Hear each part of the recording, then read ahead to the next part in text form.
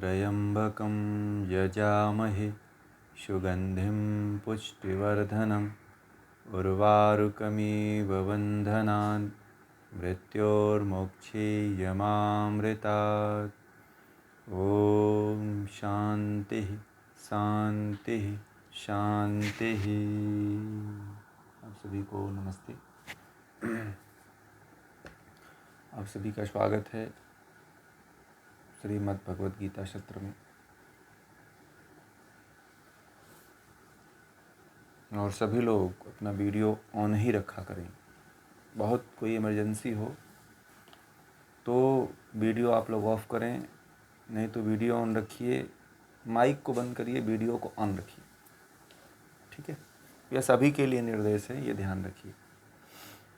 क्योंकि गीता सत्र में जुड़ रहे हैं आप लोग और बहुत महत्वपूर्ण विषय चल रहे हैं हमारे, तो नज़दीक रह के पढ़ना समझना ज़्यादा अच्छा रहता है। तो आज का जो विषय है कर्मयोग का, वह अब और महत्वपूर्ण है। जो अब विषय जो शुरू हो रहा है वह और महत्वपूर्ण है।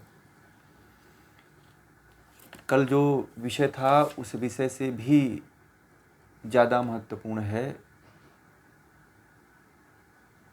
तो कल हम लोग जो है 25 श्लोक तक पढ़े थे। 25वां श्लोक ये था कि कुछ योगी देवताओं को लक्ष्य में रखकर यज्ञ करते हैं। कोई दूसरे योगी ब्रह्माग्नि में यज्ञ द्वारा ही यज्ञ करते हैं। फिर इसी क्रम में जो अगला 26वां, 27वां, 28वां, 29वां और 30वां श्लोक है वो इसी क्रम में है। तो हम चलते हैं, पहले इन श्लोकों को ले लेते हैं। श्रोत्रादीनि इंद्रियाणि, हम 26वें श्लोक पे हैं। अन्ये संयमाग्निषु जुह्वति शब्दादीन विषयान अन्ये इंद्रियाग्निषु जुह्वति। सर्वाणि इंद्रिय कर्माणि प्राणकर्माणि च अपरे आत्मसंयोग आग्नौ जुह्वति। द्रव्य यज्ञास्तपो यज्ञा यज्ञो यज्ञास्तथा परे स्वाध्याय यज्ञा स्वाध्याय यज्ञ ज्ञान यज्ञाश्च यतयः संवित व्रताः। अपाने जुह्वति प्राणम प्राणे पानम तथा परे प्राणापान गति रुद्ध्वा प्राणायाम परायणाः। अपरे नियताहारा प्राणान् प्राणेषु जुह्वति सर्वे अप एते यज्ञ विदो यज्ञ क्षपित कलमसाः। ये 30 श्लोक तक हमने पढ़ा है, 26 से लेकर 30 तक। तो कल हम लोग 25वें श्लोक में कह रहे थे कि 25वें श्लोक का जो रहस्य है वो 26वें में खुलेगा। तो यही था 25वां कि कुछ योगी देवताओं को लक्ष्य में रखकर यज्ञ करते हैं। कोई दूसरे योगी ब्रह्माग्नि में यज्ञ द्वारा ही यज्ञ करते हैं। तो यज्ञ शब्द का गीता ने अलग ही अर्थ प्रयुक्त किया हुआ है। और कहते हैं कि कई लोग, भगवान श्री कृष्ण कहते हैं कि कई लोग कान, आँख, नाक आदि पांचों ज्ञानेंद्रियों का संयम रूप अग्नि, जो ब्रह्माग्नि, जो जिसकी बात पीछे वाले मंत्र में की गई है, तो जो आँख, कान, नाक आदि पांचों ज्ञानेंद्रियों के द्वारा संयम तो करते हैं, होम तो करते हैं, इन इंद्रियों पर नियंत्रण रखते हैं। आँख, कान पे आदि इंद्रियों पे नियंत्रण तो रखते हैं। कई लोग जो शब्द, रूप, रस, गंध यानी कि जो इंद्रियों के विषय हैं, इन पे जो है इंद्रियाग्नि में होम करते हैं, अर्थात संयमाग्नि का होम करने वाले इंद्रियों को अपने वश में करते हैं। अर्थात इंद्रियाग्नि का होम करने वाले इंद्रियों के विषयों का जी भरकर भोग करते हैं, दोनों एक दूसरे से उल्टे हैं। कहने का तात्पर्य ये है कि कई लोग जो है ना, कई लोगों को ये देखा गया है कि इंद्रियों को तो रोक देते हैं, इंद्रियों को विषय भोगों से जो है क्या करते हैं, इंद्रियों को विषय भोगों से तो रोक देते हैं, इंद्रियों को भगवान श्री कृष्ण ने कहा कि संयम करके उसको रोक देते हैं, परंतु योगी लोग शब्दादि समस्त विषयों को इंद्रिय रूप अग्नि में हवन कर देते हैं। तो इंद्रियों के जो विषय है ना, शब्द स्पर्श रूप रस गंध, सामान्य व्यक्ति हम और आप हैं, तो हम और आप क्या करते हैं कि इंद्रियों को विषयों के पीछे नहीं जाने देते हैं। इसी को ब्रह्माग्नि, इंद्रियाग्नि, ठीक है, संयमाग्नि कहा गया है। ठीक, जो अग्नि पीछे इस श्लोक में जो बात हुई 25वें में, तो उसी का रूप है कि इनको अग्नि क्यों कहा गया है, कि ये संयमाग्नि, इंद्रियाग्नि, इनको क्यों कहा गया है। तो जो इंद्रियों की अग्नि है, जो इंद्रियों को रोक देता है, इंद्रियां क्या है, एक आग हैं, पता है आप लोगों को। इंद्रियां क्या हैं, इंद्रियां एक आग हैं, आग की तरह कार्य करती हैं। वह उनकी लपटें इतनी तेज होती है कि कब किस व्यक्ति को अपने लपेटे में लपेट ले ये कोई नहीं जानता है, इतनी खतरनाक उनकी लपट होती है। तो कई लोगों को तो कहते हैं कि कई मनुष्य तो ऐसे हैं जो इंद्रियों को तो लपेट लेते हैं, अपने बस में कर लेते हैं, रोक लेते हैं, परंतु इसमें ये कह रहे हैं कि जो दूसरे जो योगी लोग हैं, जो शब्द स्पर्श रूप रस गंध, जो इंद्रियों के जो विषय हैं, उन इंद्रियों के विषयों पे हवन कर, मतलब कि हवन करते हैं, यज्ञ करते हैं, उनको अग्नियों में हवन कर देते हैं, उनके विषयों में वो रमते ही नहीं है। साधारण जो साधारण मनुष्य होता है, वह केवल बाहरी रूप से अपने आप को रोक लेता है। जैसे हम आप मनुष्य हैं, तो हम लोग बंधनों में फंसे हुए लोग हैं ना, तो बंधन में फंसे हुए हैं, तो इस बंधन में हम कई रिश्तों का निर्वहन करते हैं और अपनी इंद्रियों को कुछ तो उम्र में बड़े होने के कारण रोक देते हैं, कुछ तो अपने रिश्ते बंधन के कारण, रिश्ते नाते के कारण अपने इंद्रियों को वश में रखते हैं। ठीक है, कोई ना कोई इंद्रियों को कंट्रोल तो कर लेता है। जैसे आप हैं, परिवार में रह रहे हैं, समाज में रह रहे हैं, समाज के कारण अपनी इंद्रियों को वश में कर लेते हैं, परिवार के कारण अपने इंद्रियों को वश में कर लेते हैं। ठीक है, कर लेते हैं कि नहीं कर रहे हैं, या फिर अपनी उम्र का लिहाज रख करके अपनी इंद्रियों को वश में रख कर लेते हैं। ठीक है, इंद्रियों को आप रोक लेते हो, परंतु उनके विषयों की तरफ आप जाते हो। पता है, हमारी और आपकी स्थिति यही है कि हम इंद्रियों को तो रोक लेते हैं कि चलो हम बाजार में गए, जलेबी की दुकान पे गए और वहाँ पे तो अपने आप को कंट्रोल कर लिए कि चलो नहीं खाएंगे, देखेंगे बाद में खाएंगे। पानी पूरी के दुकान पे गए, है ना, भेलपुरी के दुकान पे गए, तो फिर वहाँ तो कंट्रोल कर लिए, है कि नहीं, वहाँ तो कंट्रोल कर लिए कि चलो नहीं खाना है, इसमें मतलब इतना हाइजीन नहीं है। ठीक है, वहाँ तो अपने आप को कंट्रोल कर लेते हैं, परंतु उसके विषय तो हमारे अंदर रहते हैं ना। विषय मतलब क्या, शब्द स्पर्श रूप रस गंध, गंध तो उसकी रहती है। तो ये हमारे साधारण लोगों के लिए होती है, साधारण लोगों की होती है। तो हम लोग उसी कैटेगरी में आते हैं। जो आज का समाज है, इंद्रियों को भले रोक लेता है बंधन के कारण। ठीक है, हम लोग जितने लोग हैं वह बंधन में फंसे हुए लोग हैं, और अधिकांशतः समाज की सामाजिकता के कारण लोग अपने इंद्रियों को अधिकांशतः कंट्रोल में रखते हैं। नहीं तो अगर समाज की सामाजिकता न रहे तो लोग जो है इंद्रियों को कंट्रोल नहीं कर पाए। पता है आप लोगों को, है कि नहीं है। यदि मान लीजिए समाज आपको छूट दे दे हर चीज़ करने के लिए, तो फिर आदमी एकदम जानवर हो जाएगा कि नहीं हो जाएगा, जानवरों जैसा व्यवहार करने लग जाएगा मनुष्य। इसलिए हमारे ऋषियों ने ऐसी परंपरा और ऐसी सामाजिकता को बनाया है उन्होंने। ठीक है, इसीलिए उस तरह की सामाजिकता को उन्होंने बनाया है कि कम से कम लोग जो है उस सामाजिकता में रहेंगे तो गलत कार्य नहीं करेंगे।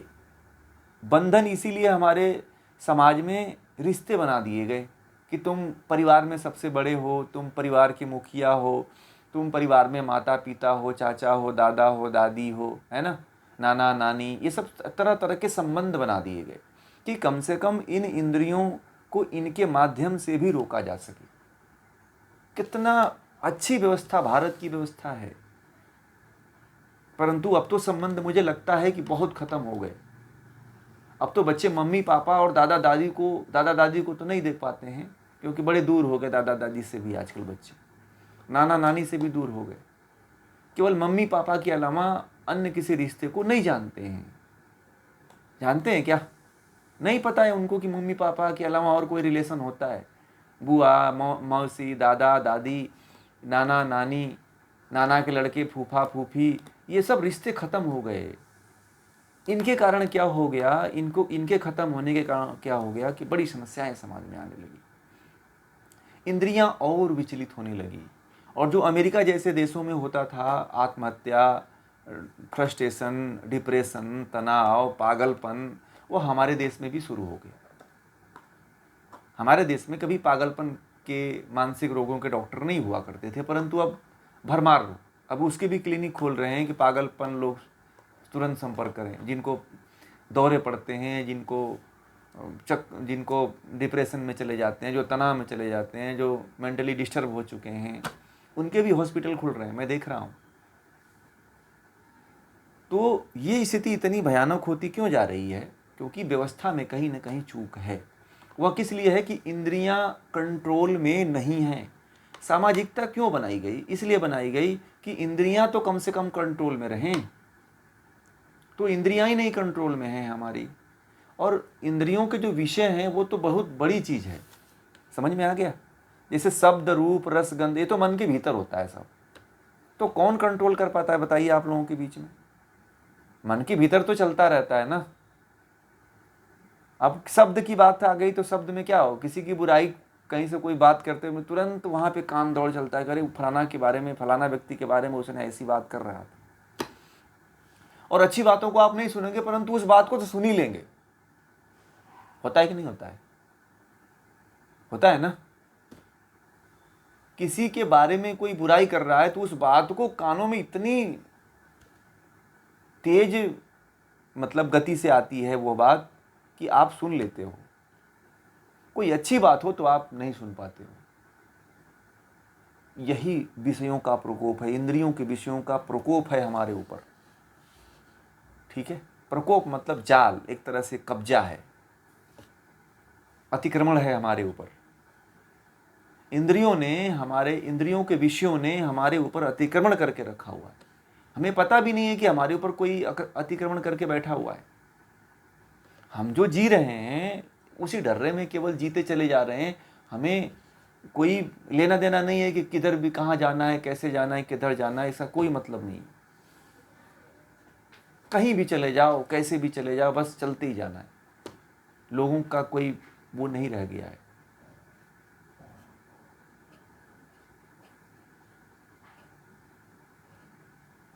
बहुत बड़ी समस्या। और उसी को कह रहे हैं कि जो योगी होते हैं वह अपने इंद्रियों को वश में कर लेते हैं,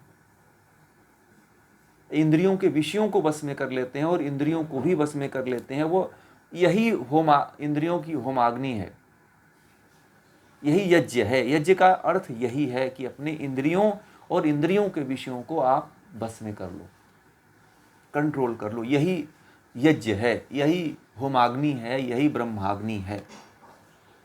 समझ में आ गई बात? जो यह करता है वह स्वतः ही यज्ञ करता है, जो यह नहीं कर पाता है वह यज्ञ करता ही नहीं है। ठीक है, अब आप लोगों को इंद्रियों को वश में करना है, इंद्रियों को वश में रखना। जैसे मान लीजिए कि 5 इंद्रियां हैं तो 5 इंद्रियों के 5 विषय हैं। ठीक है, कान के विषय क्या है? शब्द हैं। क्या हैं? कान के विषय क्या हैं? शब्द हैं। और नाक के विषय क्या हैं? गंध हैं। है ना। और जीवा के विषय क्या है? स्वाद है ना, स्वाद लेने की कोशिश करते हैं। एक बार पनीर पराठे खा लिए तो फिर बार बार होटल की याद आती है कि अरे बड़ा मज़ा बना, बहुत मस्त बनाया था, चलते हैं उसी के यहाँ। तो बार बार उसकी इच्छा होती है, फिर विषयों की तरफ आप नहीं पहुंच पाते हो, तो मन के अंदर आपके चलता रहता है कि इस तरह से बनता है, वो इतना मज़ा आया था, इस तरह से स्वाद लेते रहते हो, मन के भीतर स्वाद लेते रहते हो। तो कहीं ना कहीं हम इंद्रियों और इंद्रियों के विषयों के जाल में फंसे हुए हैं, इसलिए हम अच्छा कर्म नहीं कर पाते हैं और बंधन में पड़ जाते हैं। यह भी बंधन में डालने का कारण होता है।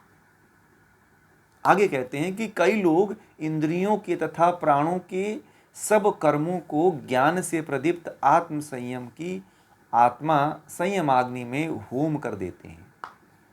मतलब कहने का मतलब यह है कि भगवान श्री कृष्ण कहते हैं कि कई लोग तो ऐसे हैं जो संपूर्ण इंद्रियों की संपूर्ण क्रियाओं को, प्राणों की समस्त क्रियाओं को ज्ञान से प्रकाशित आत्म संयम योग रूप अग्नि में हवन कर देते हैं। ठीक है, तो आत्म संयम की बात कहा, एक बहुत बड़ी बात कह दिया, आत्म संयम। आत्म मतलब स्वयं, स्वयं के प्रति जब तक संयम नहीं रहेगा, जैसे मैंने संतोष की बात किया था, तो कितने लोग संयम रख लेते हैं। जैसे मान लीजिए कि वह आपके अंदर से इच्छा होती हो और आप उसको रोक देते हो, तो यही क्या है? संयम है। ठीक है, जैसे मान लीजिए कुछ करने की आपकी इच्छा हो, कुछ खाने की इच्छा हो, तो आप उसको क्या करते हो? रोक देते हो कि नहीं, मुझे कुछ खाना नहीं और नहीं मुझे कुछ करना है। तो इसी को क्या कहते हैं? एक तरह से स्वयं के द्वारा संयम करना। सिंपल भाषा में तोड़ करके एकदम सूक्ष्म रूप में आप लोगों के सामने रख रहा हूँ।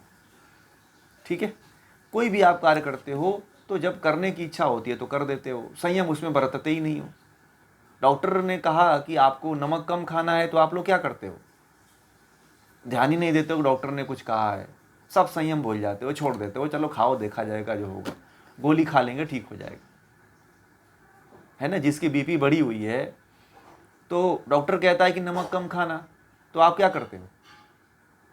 आप नमक और दुगना डाल के खा लेते हो, और जब बीपी बढ़ता है तो कहते हो गोली खा लेंगे, है ना। तो ये संयम नहीं है, आप अपने ऊपर कंट्रोल कर लेते हो, यह संयम है। तो वही कह रहे हैं कि कई लोग इंद्रियों के तथा प्राणों के सब कर्मों को, अब देखिए एक बात आ गई, इंद्रियों के तथा प्राणों के, इंद्रियों के साथ प्राण भी कर्म करते हैं। ठीक है, प्राण, हमारे शरीर में 10 तरह के प्राण बताए गए हैं, आज हमने चर्चा भी किया था इस विषय में। तो प्राण, अपान, व्यान, समान, उदान, है ना, नाग, कुर्म, देवदत्त, धनंजय, ये सब कृकल, ये सब 10 लगभग प्राण हैं। और भी प्राण हैं, परंतु मुख्य रूप से 10 प्राणों की ही बात की गई है। ठीक है, जो योग के ग्रंथ हैं उसमें 10 प्राणों की बात कही गई, क्योंकि जिनका प्राण मतलब कि जिसकी श्वास प्रश्वास अनियमित है, क्या है? जिसकी श्वास प्रश्वास अनियमित है, वह भी व्यक्ति अपने आप को या इंद्रियों के विषयों को नहीं कंट्रोल कर सकता है। इसलिए इंद्रियों को और प्राण दोनों को कंट्रोल करने के लिए प्राणायाम जरूरी है। ठीक है, तो इसका तात्पर्य यहाँ पे आप प्रयोग रूप में क्या करोगे कि इंद्रियों को कंट्रोल करने के लिए प्राण को वश में करो, वह भी किसके द्वारा? ज्ञान के द्वारा और आत्म संयम के द्वारा। ठीक है, अब यहाँ पे प्राणायाम छुपा हुआ है नहीं यहाँ पे प्राणायाम, ठीक है, परंतु यहाँ पे प्राणायाम की बात कही गई है।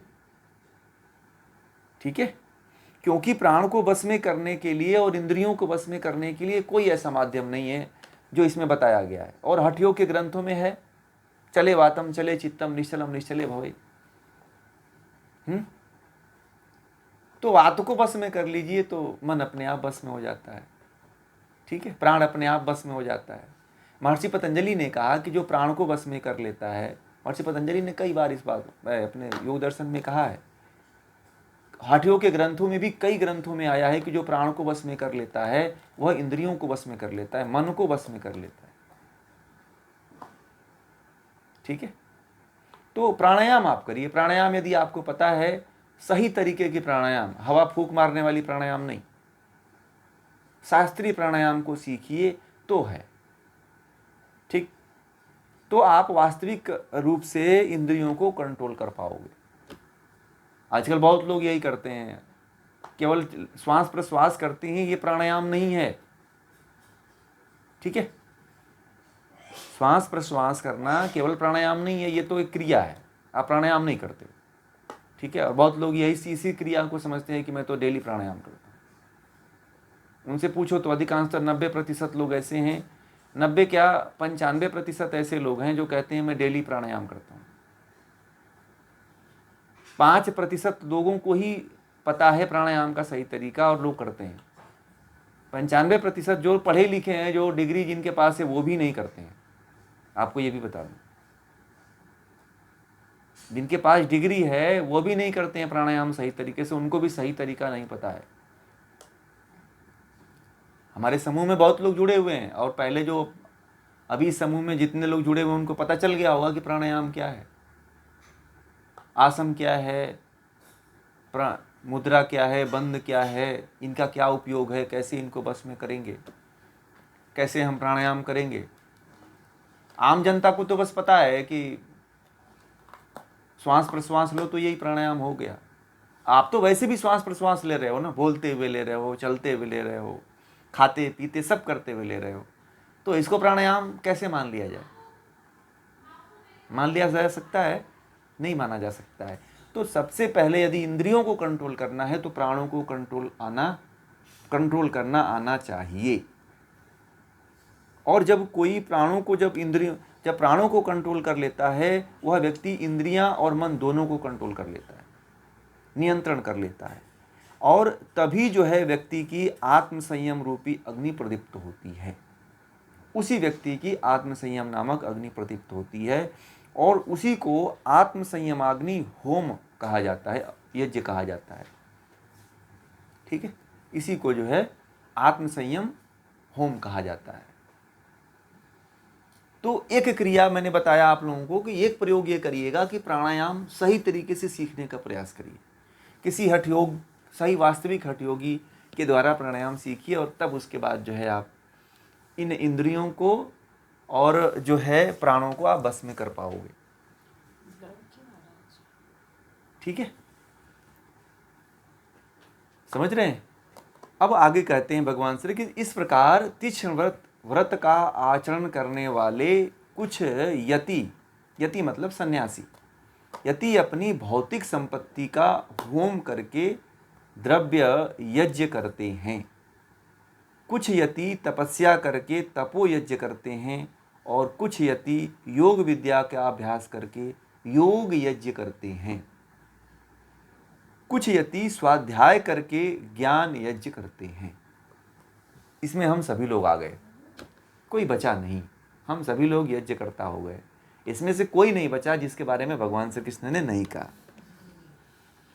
कहते हैं कि कई पुरुष द्रव्य संबंधी यज्ञ करने वाले हैं, कई कितने ही तपस्या रूप यज्ञ करने वाले हैं, तथा दूसरे कितने ही योग रूप यज्ञ करने वाले हैं, और कितने ही अहिंसादि तीक्ष्ण व्रतों से युक्त यत्नशील पुरुष स्वाध्याय रूप ज्ञान यज्ञ करने वाले हैं, ठीक है।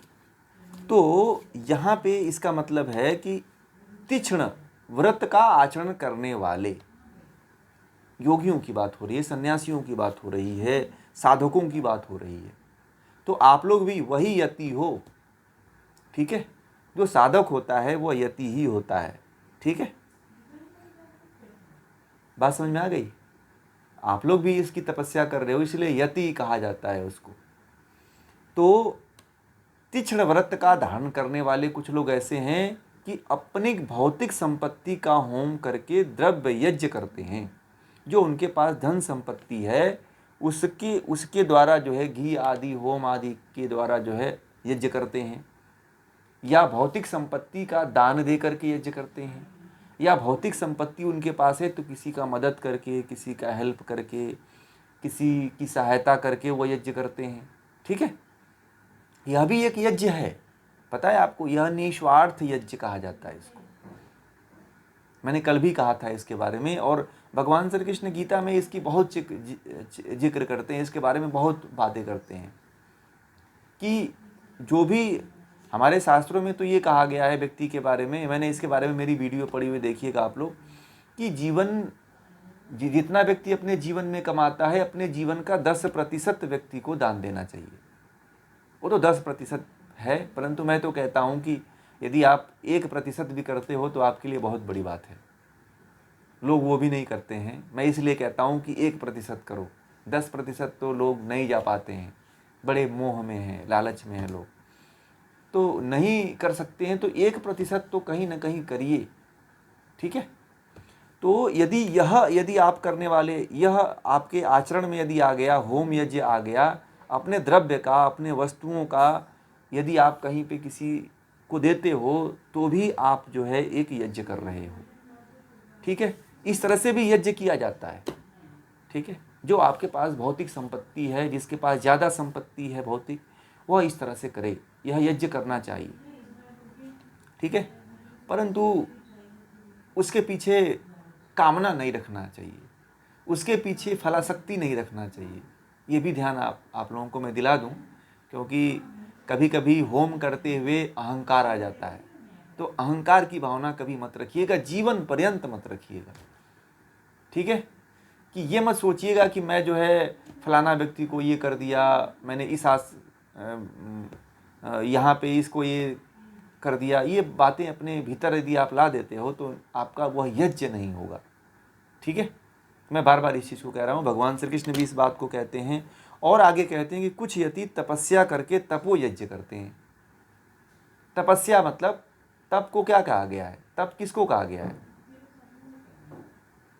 लाभ हानि, जय पराजय, मान अपमान, सर्दी गर्मी, भूख प्यास, इसमें सम बने रहना, यही तपस्या है। क्या है? यही तप है।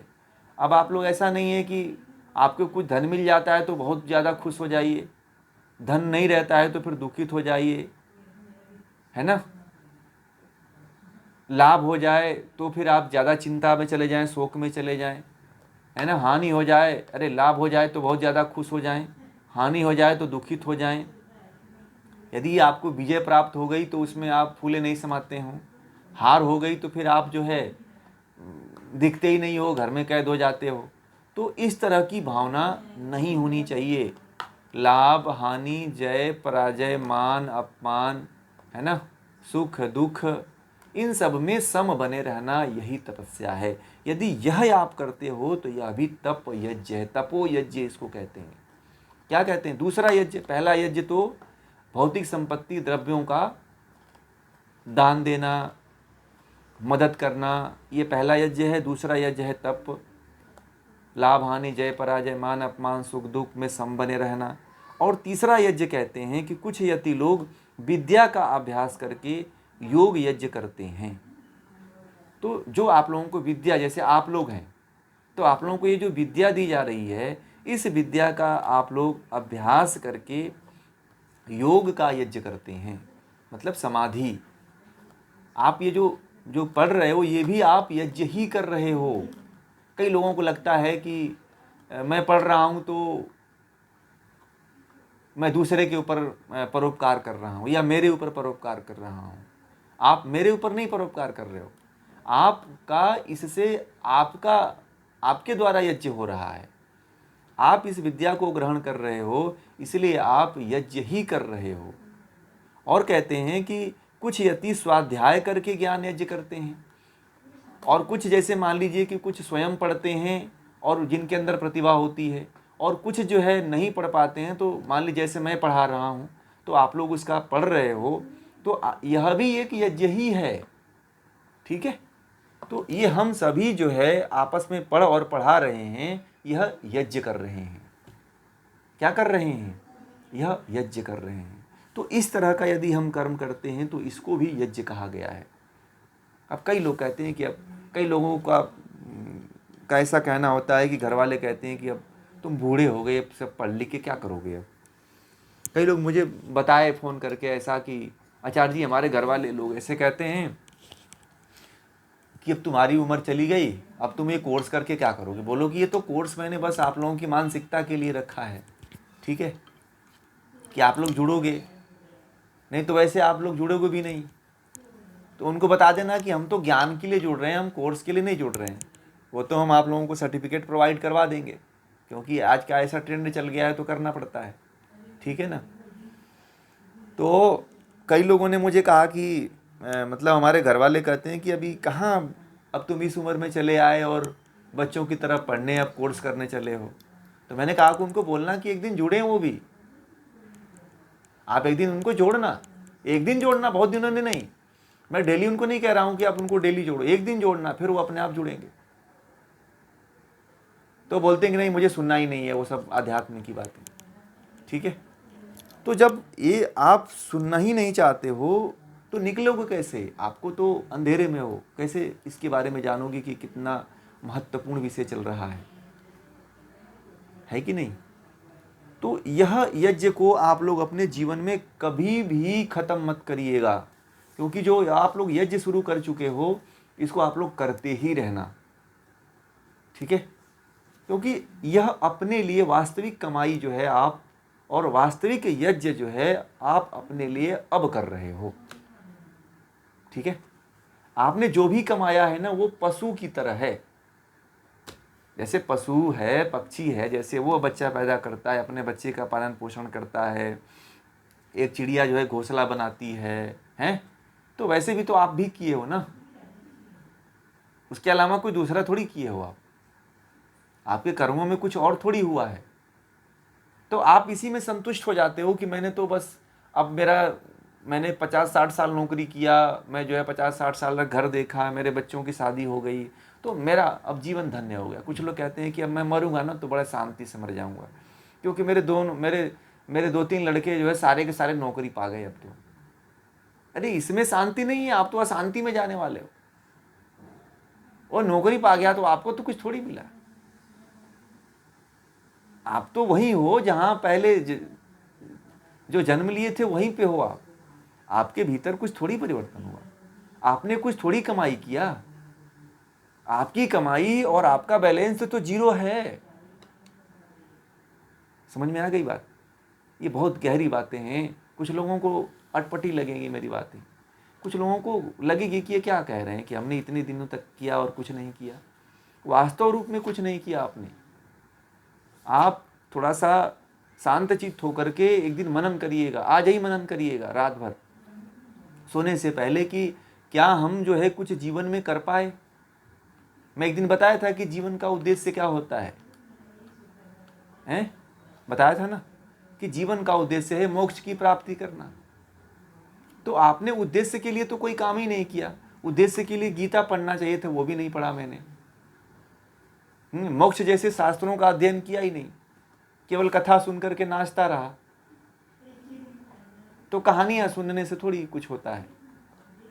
आपने अपने उत्थान के लिए, अपने मुक्ति के लिए कुछ प्रयास किया ही नहीं, कुछ आपके भीतर ज्ञान आया ही नहीं।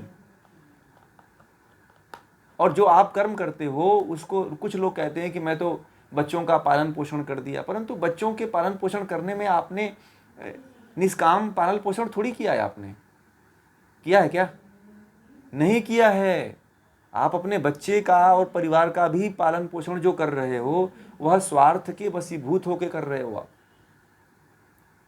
इसीलिए वो जो आपका कार्य है वह जीरो है। क्यों जीरो है? कि उसमें निस्वार्थ की भावना नहीं है, निष्काम की भावना नहीं है। है क्या? कितने लोग बताएंगे कि आप लोगों के जीवन में निष्काम की भावना है? बता सकते हैं आप लोग? या निष्काम पूर्वक आप लोगों ने जीवन में अपने परिवार और अपने घर और समाज के लिए काम किया है? जितनी उम्र आप लोगों की बीत चुकी है, मैं सभी से पूछ रहा हूं,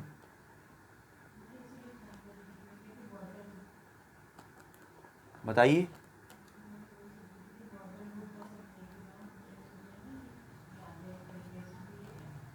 बताएं बताएं।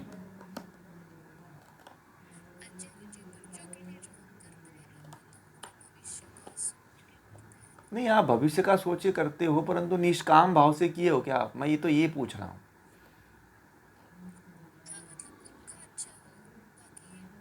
आप तो अच्छा हो, वो तो बात ठीक है, परंतु निष्कामता की बात है। आपके अंदर निष्काम भाव नहीं है, तो आप जो काम कर रहे हो, हाँ, एक्सपेक्टेशन नहीं रखना है, किसी भी तरह का एक्सपेक्टेशन नहीं रखना है। अगर आपने थोड़ा सा भी रख दिया ना, अपेक्षा रखी है ना, हाँ, बस बस बस बस यही निष्कामता यहीं पे समाप्त हो जाती है। इसीलिए मैं कहता हूँ कि आप जो कर्म कर रहे हो वो आपका कर्म क्या हुआ, जीरो है। और अब जो आप काम कर रहे हो यह आपके खाते में अब जुड़ना शुरू हुआ है। बैलेंस, यही बैलेंसिंग पॉइंट है आपका। इस गहराई को बहुत कम लोग समझते हैं और समझा पाते हैं। लोगों को यही नहीं ज्ञात है कि हमारे अकाउंट में तो कुछ आया ही नहीं, जनधन योजना के द्वारा या सरकार के द्वारा या मेरे द्वारा। सरकार तो देने वाली नहीं है, इस खाते में कोई नहीं जमा करेगा। ठीक है, इस खाते में तो आप, जी जी बोलिए।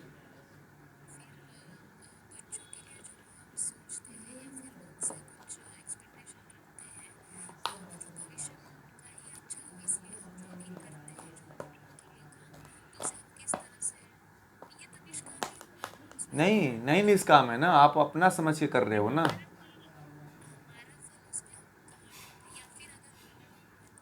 तो आपने मेरा मैं समझ के किया ना कि ये मेरा है।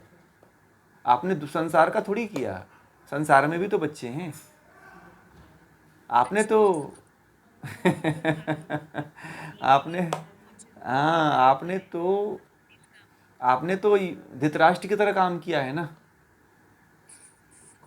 ठीक है, आप लोग धृतराष्ट्र हो, इसीलिए निष्काम कर्म नहीं है। आप लोग जितने लोग हो, और मैं सभी की बात कह रहा हूं कि इसमें सभी जितने लोग हैं वो धृतराष्ट्र ही हैं। आप जब सभी के प्रति करो ना, तब हम समझें कि आप धृतराष्ट्र नहीं हो, निष्काम कृष्ण हो। कृष्ण ने अपने लिए कुछ नहीं किया। हाँ, यही इसीलिए तो मैं कह रहा हूं कि आप अपने लिए कुछ नहीं किए हो। मैं आपके खाते की जानकारी दे रहा हूं। ठीक है, कि आपके खाते में कुछ बैलेंस रखिए। क्या बैलेंस है? आप मंदिर भी गए हो तो कुछ कामना लेकर के ही गए हो, वहां पे भी कुछ मिला आपको? वहां पे भी कुछ नहीं मिला। आप जो है कथा में गए हो, किसी की कथा सुने हो, किसी की कोई कथा कहलवाए हो, तो उसमें भी यह कथा पहले ही मान कर रखे हो, कामना की हमारे बच्चे की शादी हो जाएगी तो ये काम करूंगा।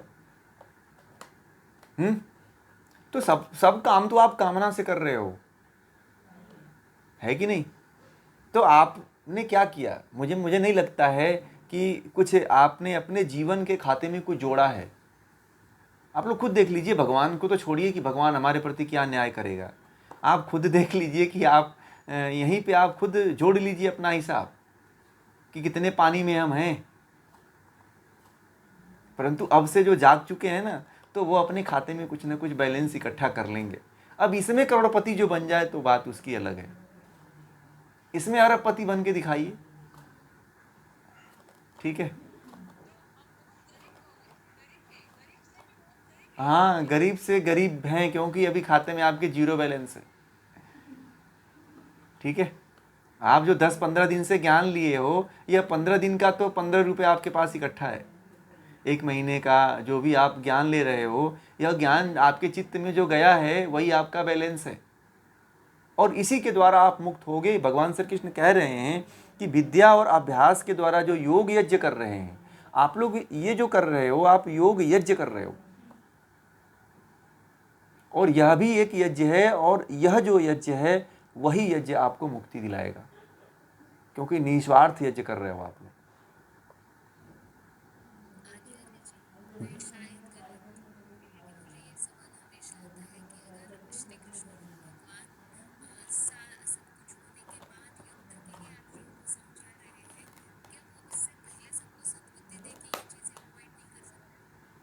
किसको? आपको पता है भगवान श्री कृष्ण शांति दूत बन करके गए थे, ये सद्बुद्धि देने के लिए। भगवान श्री कृष्ण जो है हस्तिनापुर में शांति दूत बन करके गए थे, परंतु वहां पे उनको मारने के लिए षड्यंत्र रचा गया था। पता है आपको?